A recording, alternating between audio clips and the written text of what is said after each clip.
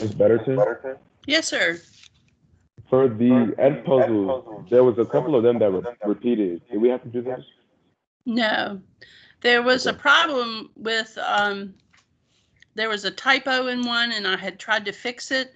And when I tried to fix it, it wouldn't let me take the other one off. So as long as you did one of them, you're fine. So I'm sorry that it caused such a confusion, but it wouldn't let me unassign. It wouldn't update. It was just, I'm sorry, it happened. So I thought I had got that message out to most people, but I'm sorry if you missed that message. So Thank you. I had sent some messages out on Remind. If you're not on the Remind list, sometimes you may miss some of the messages. So I don't know if that one went out on Remind or something else, but anyway.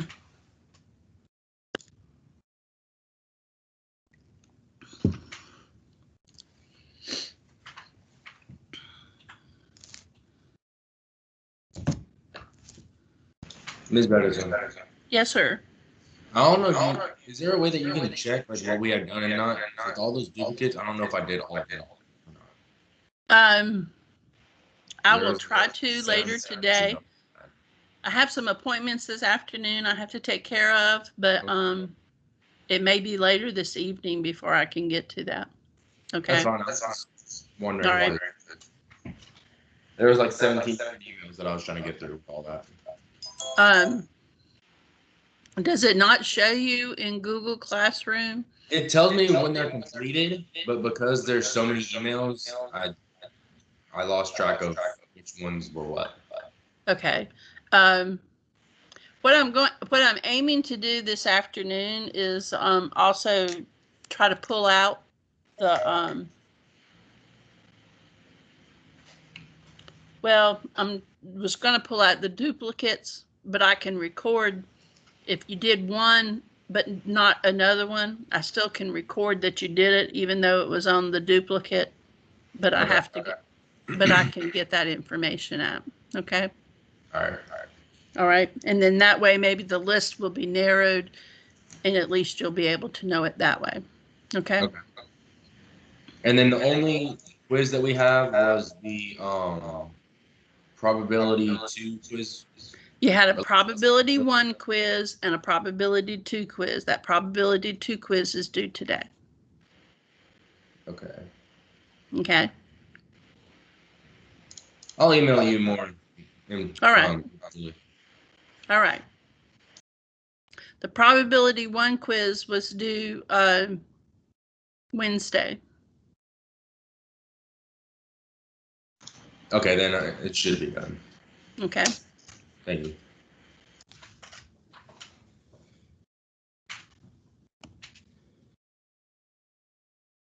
There was one for each lesson, lesson 1 and lesson 2.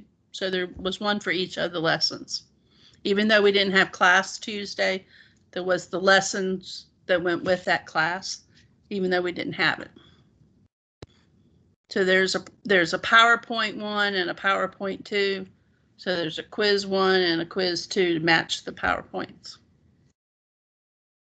I don't know if that helps or not, but that's kind of how it goes. Okay.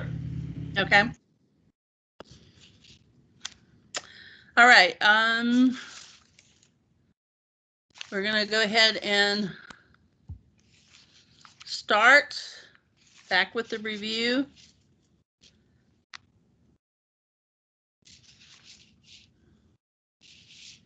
We're going to be looking at multiple events. This is the part where we looked at starting with Tuesday's lesson, lesson 2. This is the second part of the videos that you've been looking at.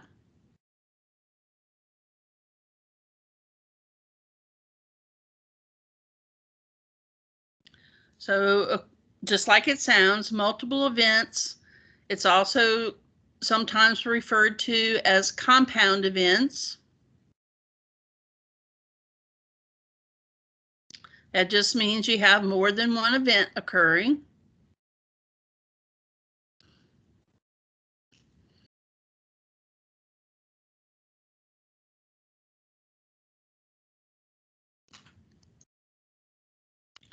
When we have multiple events, there are some terminology things that you need to know. So there's 3 terms that you basically need to know. The first one is independent.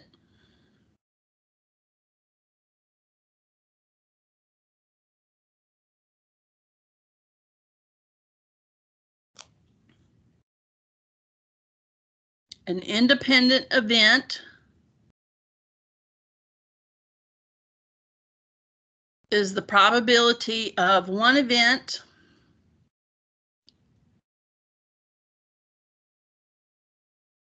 does not affect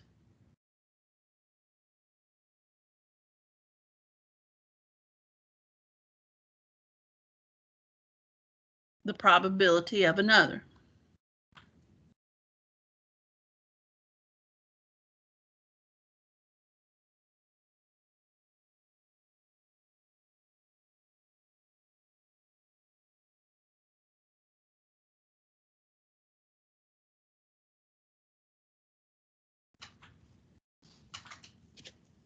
Independent event. An example: if you toss a coin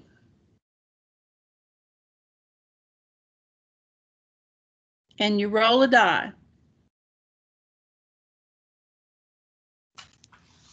the outcome of tossing a coin does not affect the outcome of rolling the die.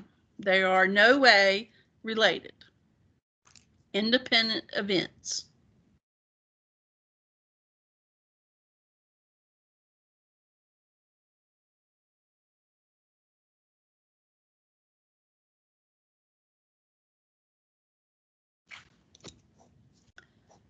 Dependent events.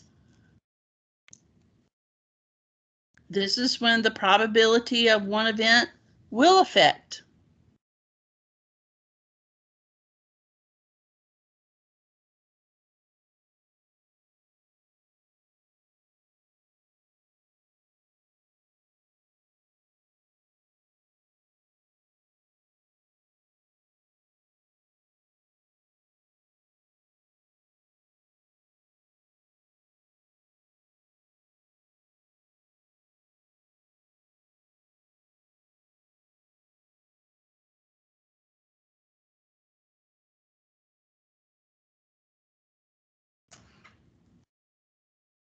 So dependent event, the probability of one event will affect the outcome of another event.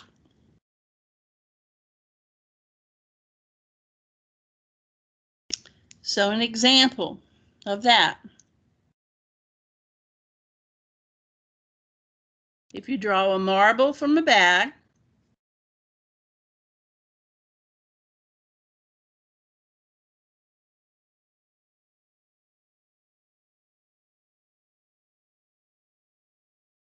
you do not replace it,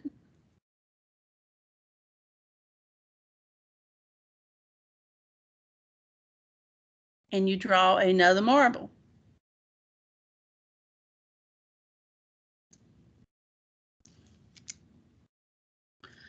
The probability of that first one affected the outcome and the probability of the second draw.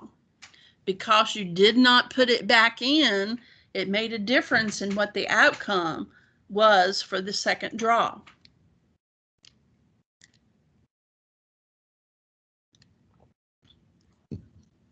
So that probability was dependent on what happened on the first draw.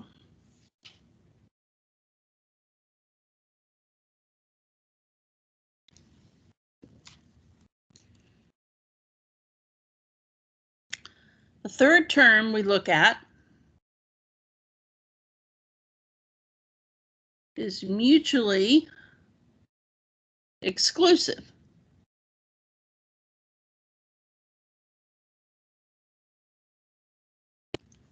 You are either mutually exclusive or you are not.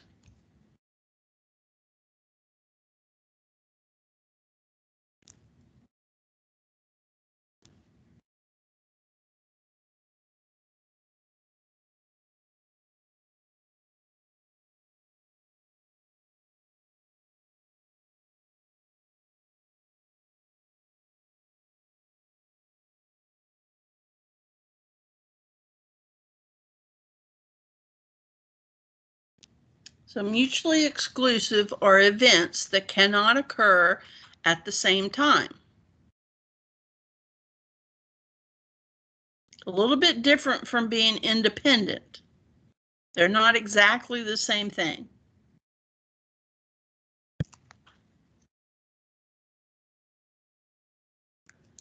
So for example, you cannot draw a king and a queen at the same time.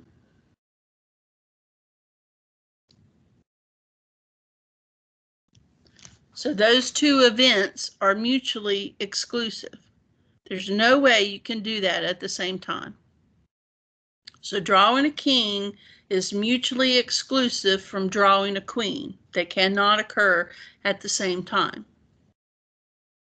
You can't turn left and you can't turn right at the same time. Those events are mutually exclusive.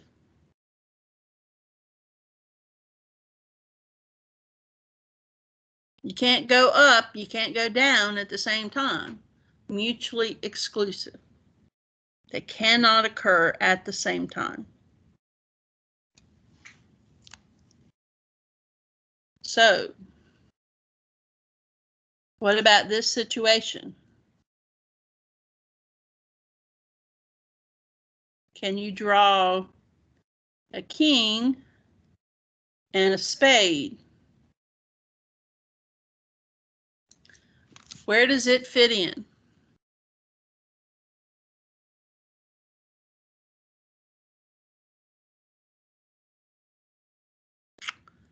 Is that a mutually exclusive event?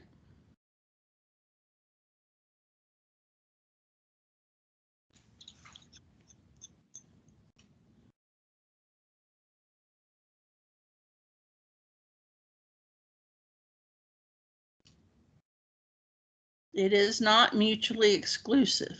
Why? Can the king be a spade? Yes. Yes.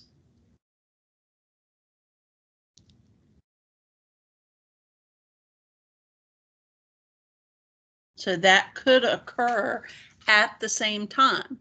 So that's what makes it not be mutually exclusive. So sometimes you use the term non-exclusive when you say that. You don't have to say not mutually exclusive.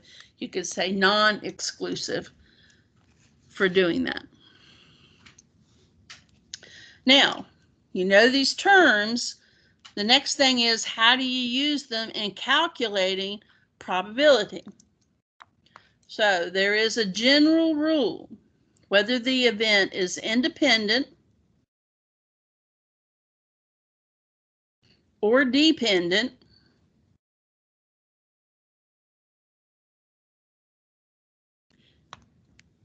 we multiply the probabilities in multiple situations.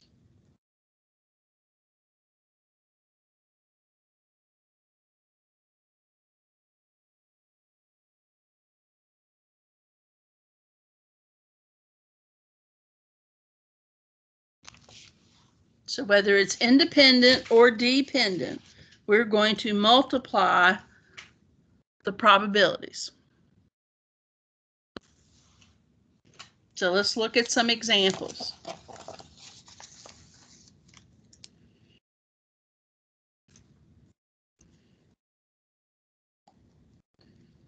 We toss a coin and it lands on heads.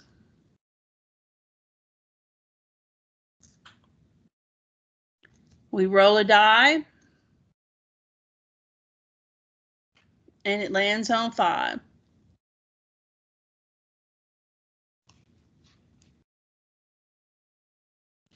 What is the probability of those two events happening? So we find each of the probabilities separately. The probability of a heads would be 1/2. The probability of rolling a 5 would be 1 out of 6. The probability of the combined events, a heads and rolling a 5. So sometimes look at the notation here so you can see how that's written. We would multiply the two separate probabilities together. 1/2 times 1/6 to give us 1/12.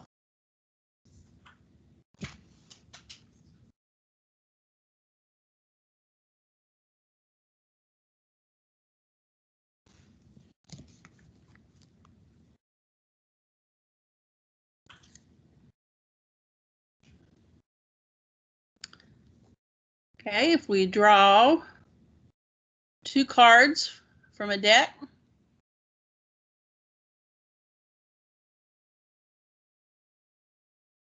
without replacement,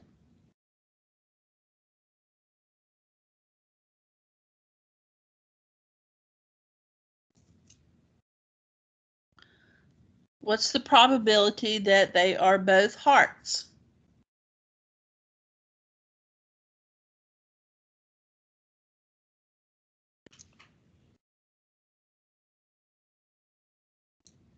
This is a dependent event. This first example was independent.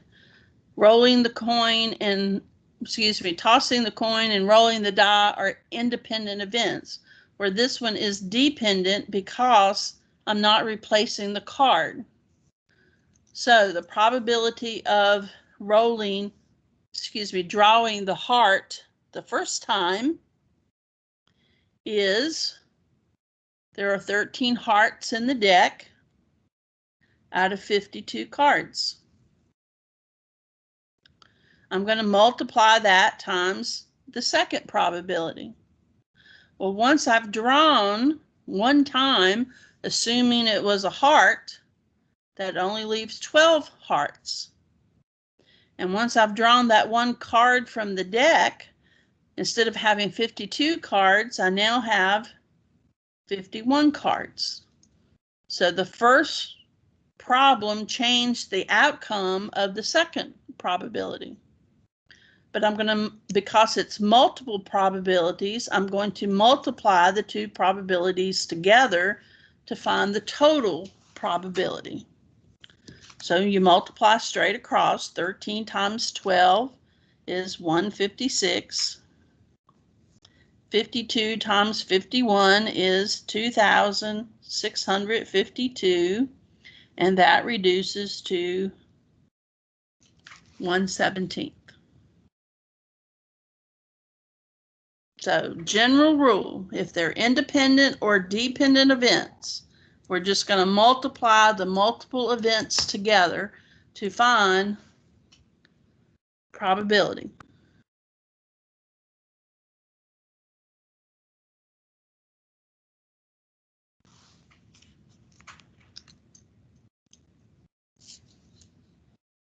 We good there?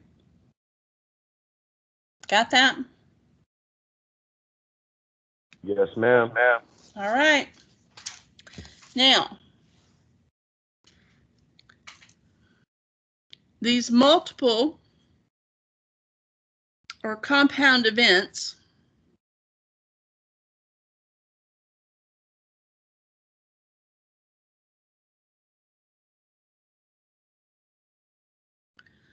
often have verbal communication.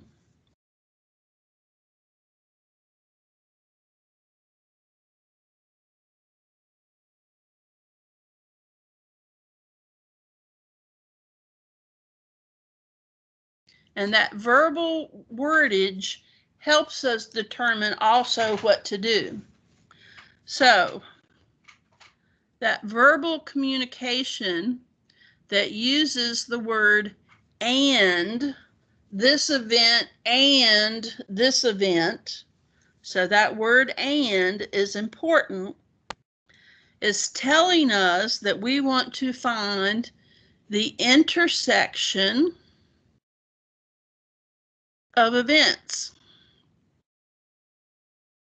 So that goes back to sets, what we've learned in sets. Intersection means where do they overlap? In order to calculate that, we're going to multiply the probabilities.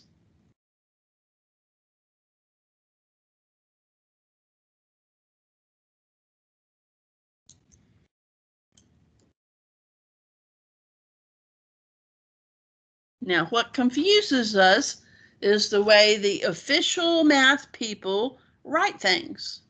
So this is denoted as the probability of event A times the probability of event B. That's all that means. In an AND situation, we're taking event A times the probability of event B. That's all that notation means. So just one more example. Whether it's independent or dependent, we're still multiplying them together. The probability of flipping a coin and getting tails and drawing from a deck of cards a jack of spades. We want to find that probability. Flipping a coin and getting tails and drawing a card from a deck and getting a jack of spades. The connector there is the and.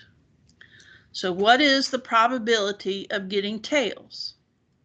It's 1/2. What's the probability of drawing a jack of spades? That is 1 out of 52. The probability of the combined events, the intersection, is to multiply it together, and that would be 1 out of 104.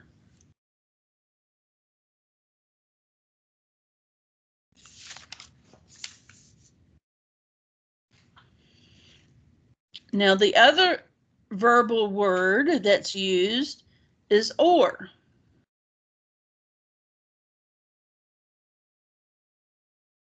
So when we use or, that means that we're wanting to find the union of events.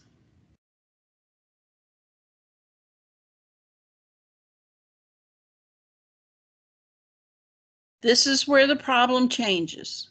So you have to be careful with or.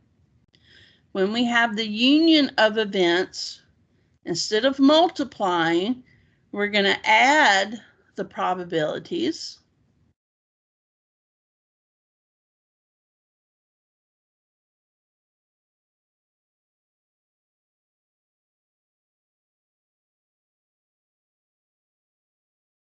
But we're going to subtract the common values.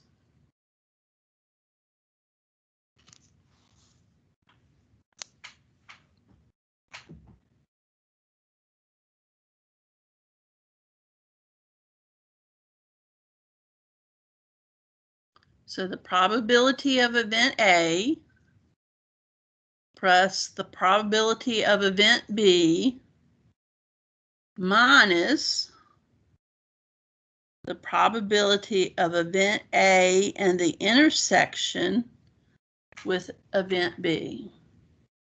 That's the overlapping part. So if you go back to what you know about sets, that should make sense to you.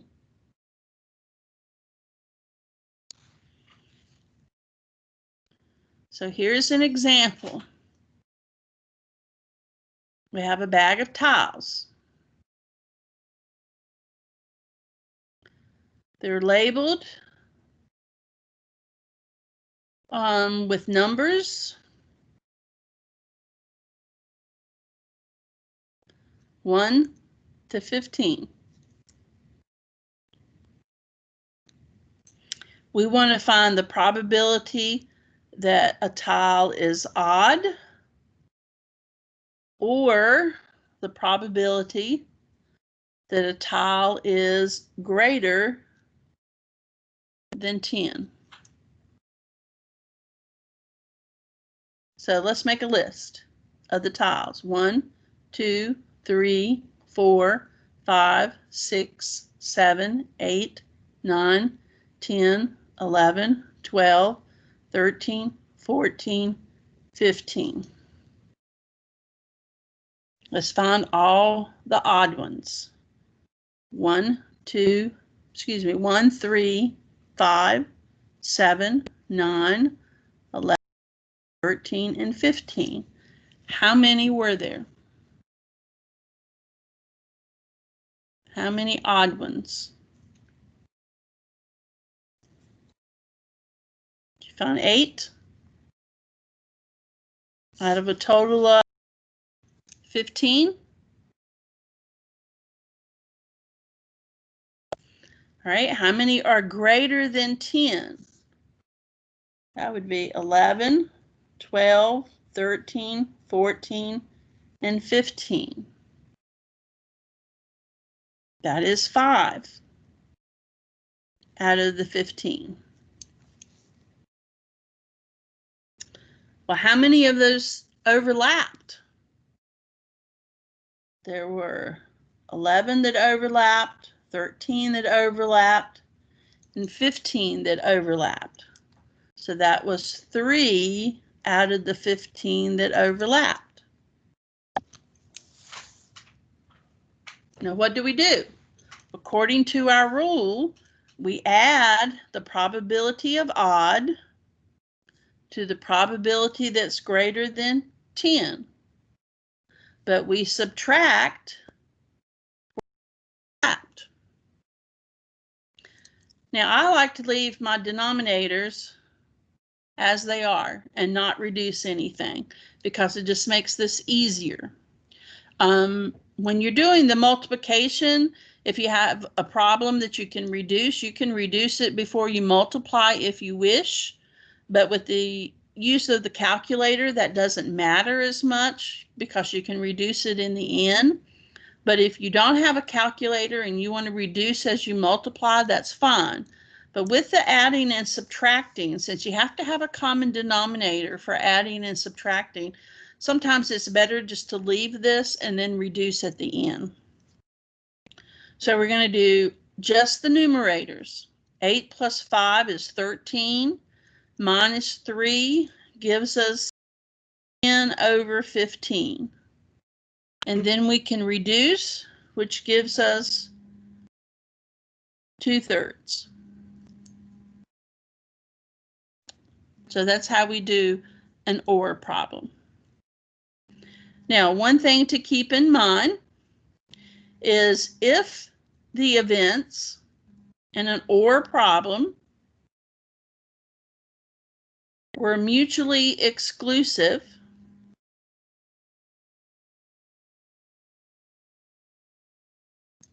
now remember, mutually exclusive means they could not have happened at the same time. And if they couldn't happen at the same time, that means they would not share anything in common. Then the probability of that intersection would be 0. And if that's the case, you wouldn't be subtracting anything. And that happens sometimes.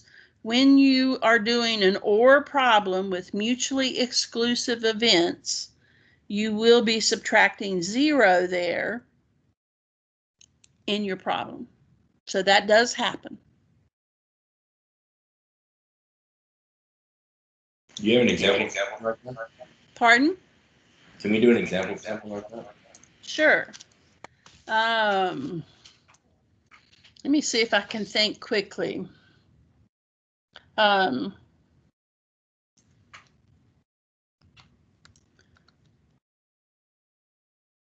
If we were doing the probability of tossing for a heads or the probability of drawing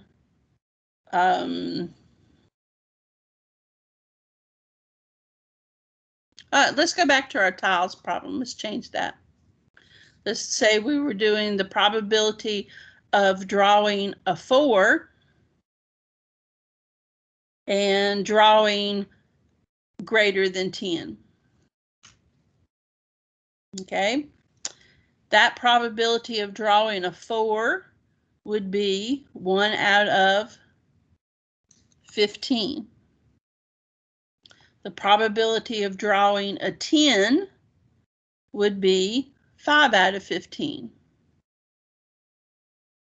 There would be no overlap. The 4 is here and greater than 10. There would be no overlap. So that would be 0. So I would only be adding and subtracting the 0, which gives us 6 over 15, which reduces to 2 over 5.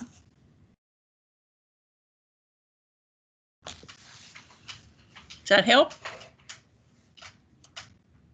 Need another one? No. Okay. You sure? Yeah. All right. All right. Now, so that takes care of and or problems. Next, let's look at odds. That was another concept. If you remember the shack video, some of you said you found that confusing. It was about odds. Odds are the number of success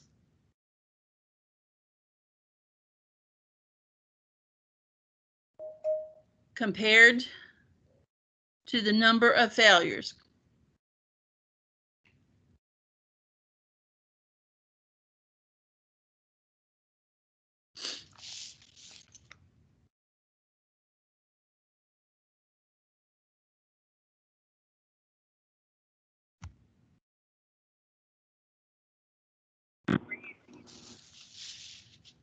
So odds are the number of successes compared to the number of failures. Odds are similar to probabilities, but not exactly the same.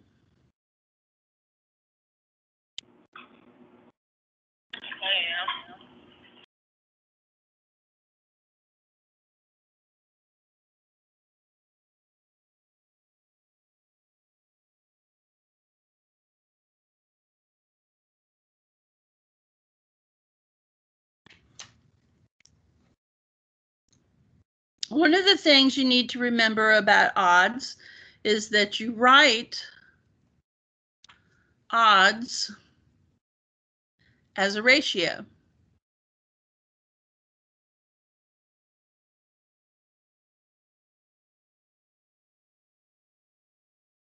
Typically using colons or the word to, but you can use fractions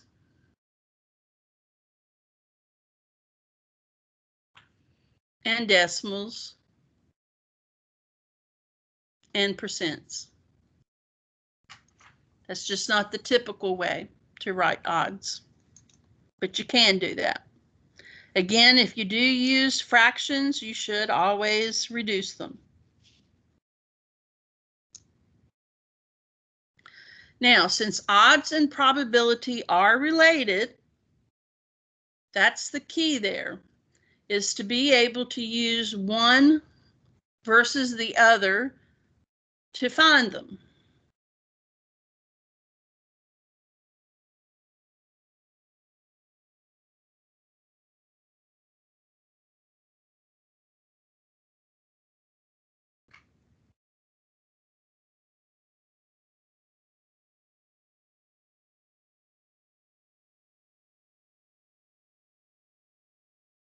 So you want to be able to use probability to find the odds and odds to find probability. That's the key to many of the problems that you're going to be given in terms of the test tomorrow.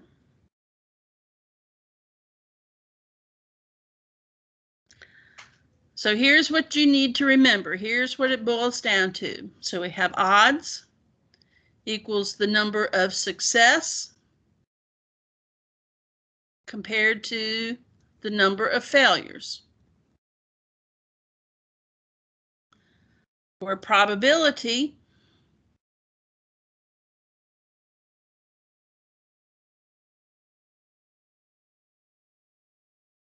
is the number of ways it can happen, but we're going to call that number of success to the total.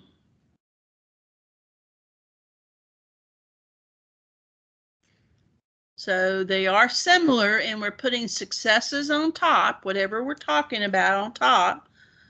But on the bottom numbers are what's different, where odds are going to be failures, probability is going to be a total, and that's where we have to know what goes where. So here's some examples. The probability of some event equals 3/5.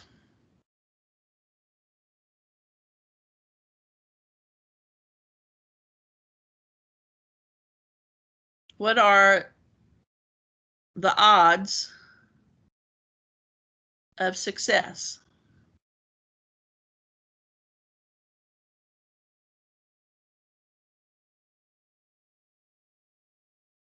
All right, so here's kind of your thought process.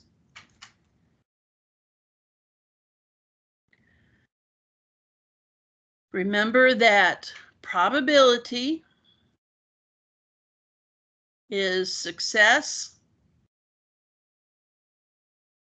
to total.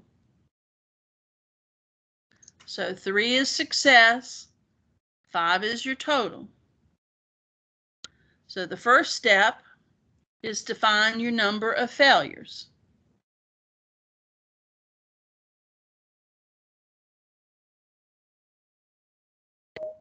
And so you do that by taking the total minus the success to give you your number of failures.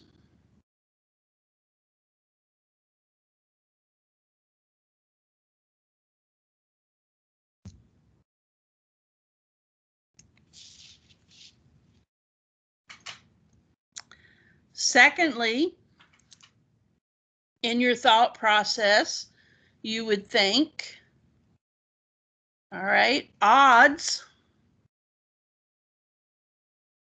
are success to failures. So since I know success and I know failures, the odds would be 3 to 2. And I have my answer.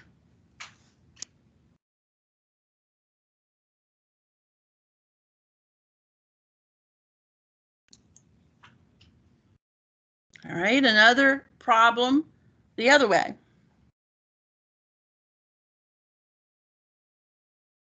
If I were given odds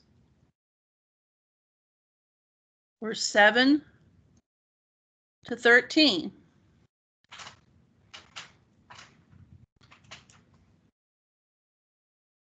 find the probability. That's what I have to do. All right, again, my thought process. I'm walking you through your thought process here and writing it down for you. First of all, odds mean that I know success to failure. So the first thing that I need to do is to find the total.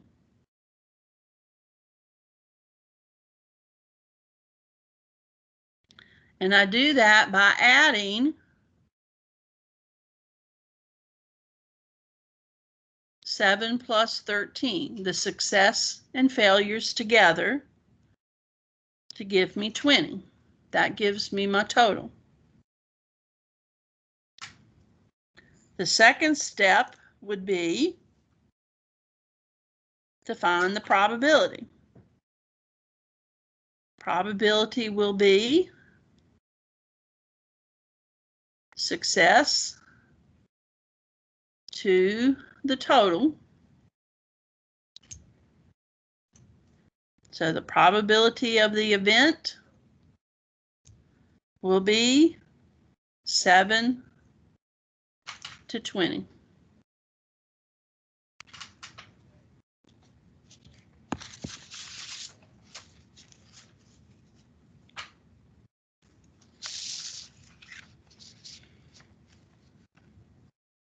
Got that? Any questions there?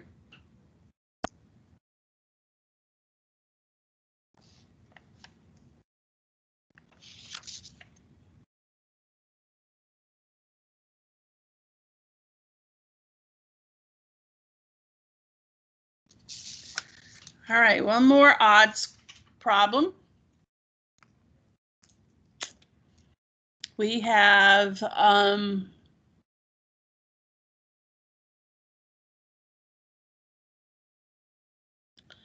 probability of rain tomorrow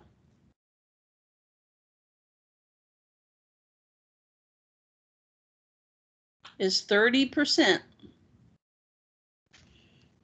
A lot of times probability is listed as a percent instead of a fraction.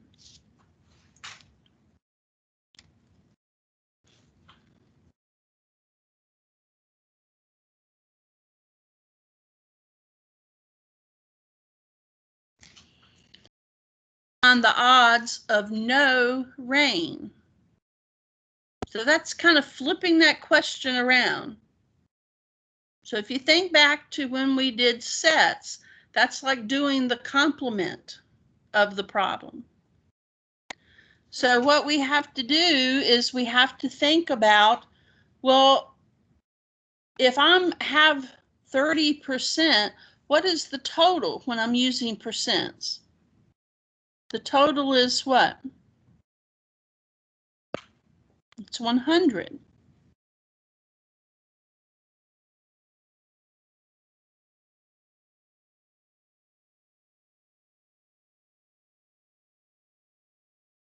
So 100 minus the 30 gives us 70. It's also thinking about finding the failure, or no rain in this case.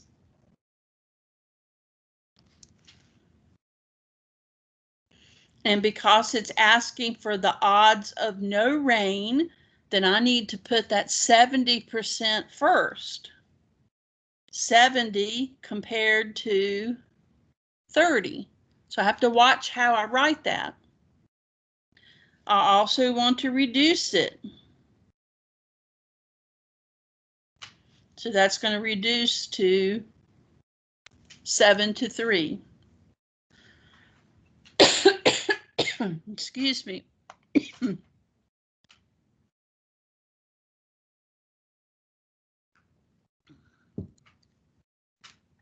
For the odds of no rain.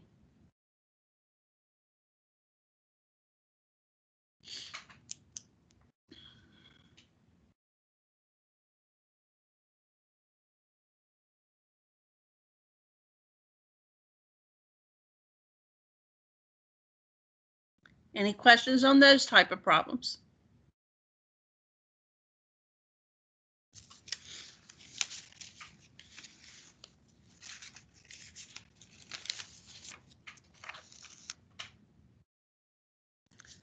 All right, I just want to point out these tables to you. In your videos, you've seen these tables. You've seen these in the PowerPoints, if you look through the PowerPoints. But these two tables will be important for you to know about in terms of your test tomorrow. It would be beneficial for you to have these tables on a piece of paper handy for the test. Not that you're going to have a bunch of questions about information from these tables, but you will have some questions that will involve these tables. So if you had these tables handy for the test, that would be helpful for you. This information represents when you roll 2 die. So this is just the combinations that you can get if you roll. This is the first die, this is the second die. So you can roll a 1, 1, you can roll a 1, 2, you can roll a 1, 3, and it just lists all the combinations. And a total table gives you 36 outcomes. This table gives you all the possible combinations, but it's adding the 2 die together. So if I rolled a 1, 1, that sum would be a 2. If I rolled a 1, 2, that sum would be a 3, and so on. So those tables are just helpful for you to quickly be able to look up information that involve those kinds of questions. So that's just a hint in terms of helping you get ready for the test. I think if you look on page 616 in your textbook, you would find those particular tables. If you don't have the textbook, you can always do a Google search and come up with these tables. Do a search for a table for 2 die rolls, a table for 2 die sums, and that would give you either of those tables there so that you could get them copied down or printed out and have them ready for the test tomorrow. But let's look at some practice problems you might encounter. So one question might be, what is the probability of rolling a 0 on the first die and a 1 on the second die? Well, that would be 0 because that's impossible to happen. You never get a 0 on a die. So that question would make that answer be impossible. What would be the probability of rolling a 2 on the first die and a 3 on the second die? Well, in your chart, a 2 and a 3 occurs twice, but in that particular order, it only occurs 1 time, so that is 1 out of 36 times. If you had the question, what's the probability of rolling doubles? Doubles means they have the same value occur on the roll, so that occurs 1, 2, 3, 4, 5, 6 times out of all the possible combinations. So that gives us 6 out of 36, which reduces to 1/6. Another question might be, okay, suppose I want to roll a 2 or a 3 in any order. So if that order doesn't matter, we go back up there to the table and we have a 2 and a 3 or a 3 and a 2. So if the order doesn't matter, I count both of them. And so that gives me 2 out of 36 or 1/18 for that probability. Now looking at the sums, what's the probability of getting a sum of 7 when I roll 2 die? So if I look at my table, that sum of 7 occurred 1, 2, 3, 4, 5, 6 ways. So that's 6 out of 36 or 1/6 for the probability. If I wanted the sum of 15, there is no way I can get a sum of 15 rolling these 2 die. So that is impossible or 0. So as you're doing questions, remember that 0 could be a possible answer. 1 can be a possible answer. It is certain to happen. So as you're doing probability questions, remember those are possible answers. And I just wanted to point out that having these tables available for the test tomorrow can be helpful. So I just wanted to go over some practice problems involving those particular tables. So you've done those in the videos, you've seen them, they've been in your practice problems. So I just wanted to kind of touch base with them to be sure you've seen them again and you understood them and know what to do with them. Any questions on those?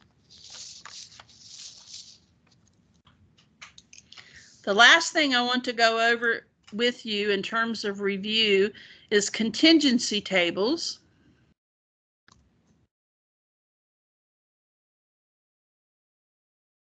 A contingency table is also called a two-way table. You will see questions about these on your test tomorrow.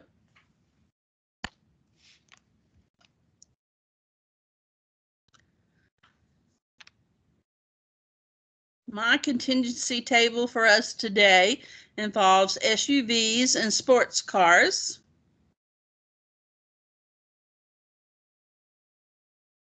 And we're interviewing male and females.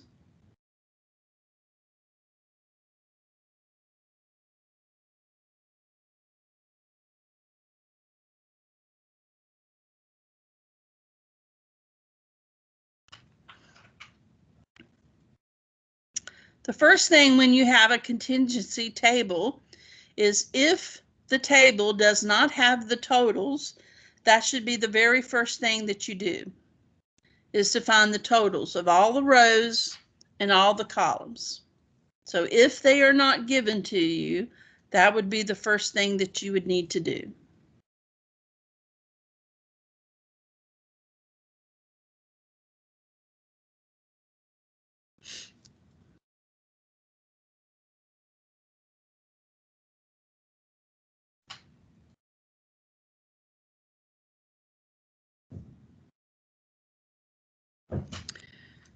This position here should match. The column and this row should match to be the same amount. If it does not match, that means you've done some total incorrectly there. So that value should match, whether it's the column or the row. That answer should match regardless.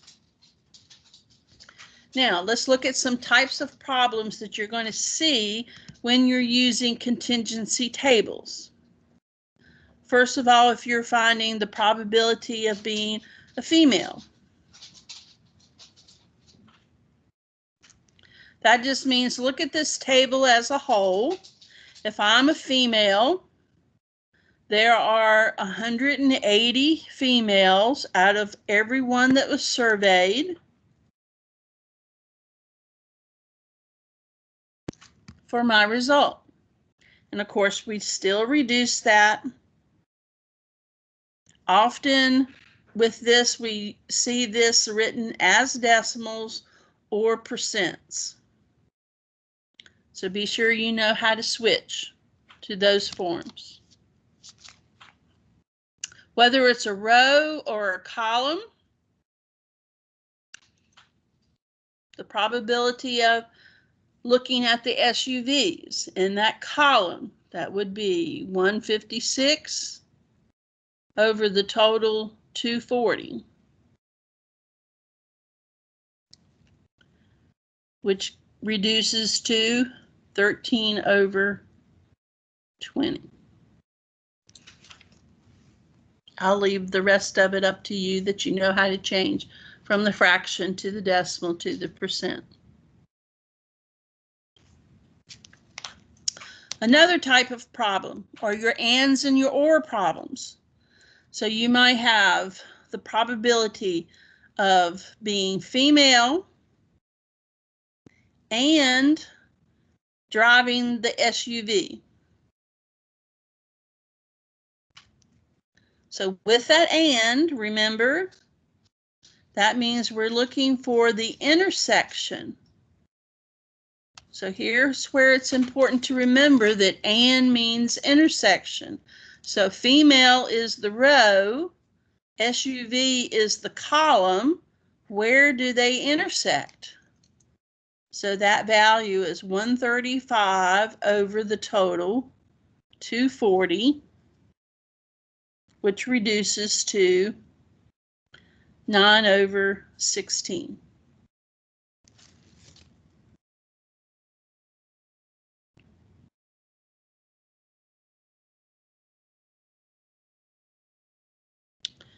Okay, what about an or problem? If we want to find the probability of being male or driving sports cars. Okay, again, or means that we're looking for the union. But remember, with union, we have to take out what overlaps. So we have to be careful here.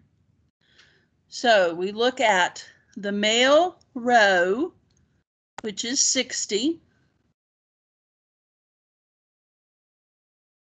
Or means we add, plus the sports car column, which is 84. But we have to subtract out where they overlap, which is the intersection. So where male and cars intersect is 39. So we subtract that out, and that is all over the total 240. So we do that little bit of math and get 105 over 240, and then reduce to 7/16.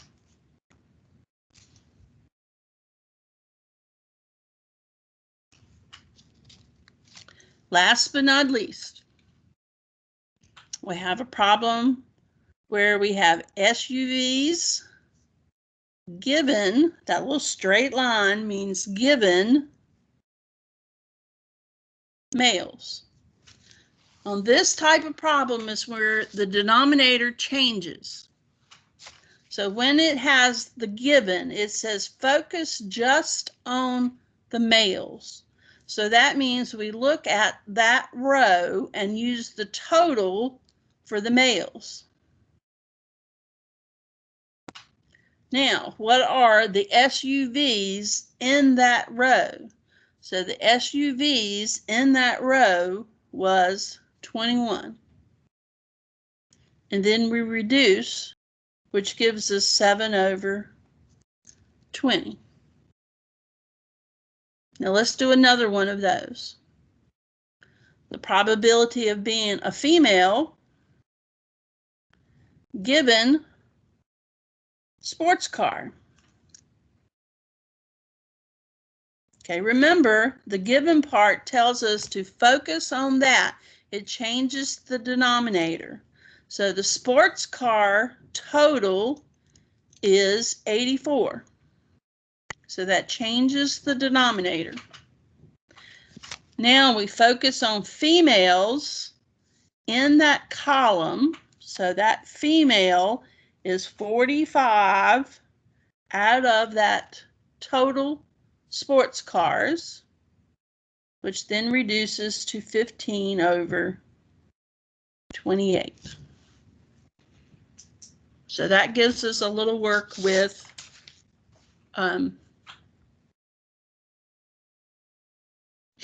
contingency tables.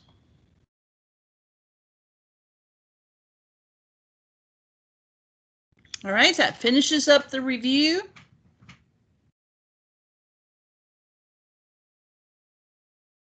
Any final questions?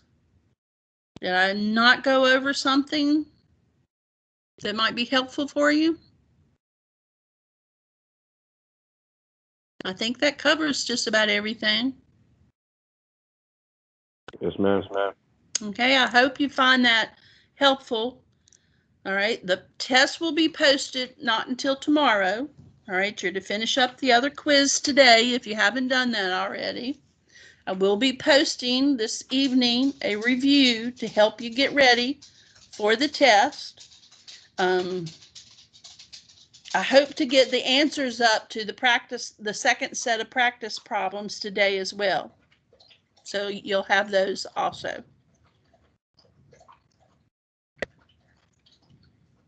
Anything else that I can do to help you be ready for the test? I'll try to do it if I can.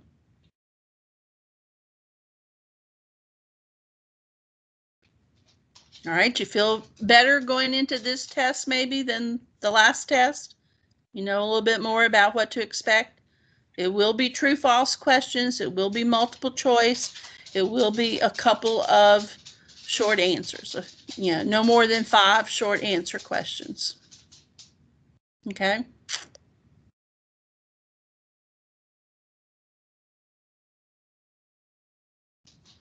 Kind of like last time. After the test over the weekend, there will be a PowerPoint going over functions, but there won't be a big assignment. Just be sure you look at the PowerPoint, a small assignment, just kind of get ready for Tuesday. Okay. But you probably won't have to look at that till around Sunday. All right. Don't worry about it till then. All right. Have a good weekend. All right. I'll see you. See ya.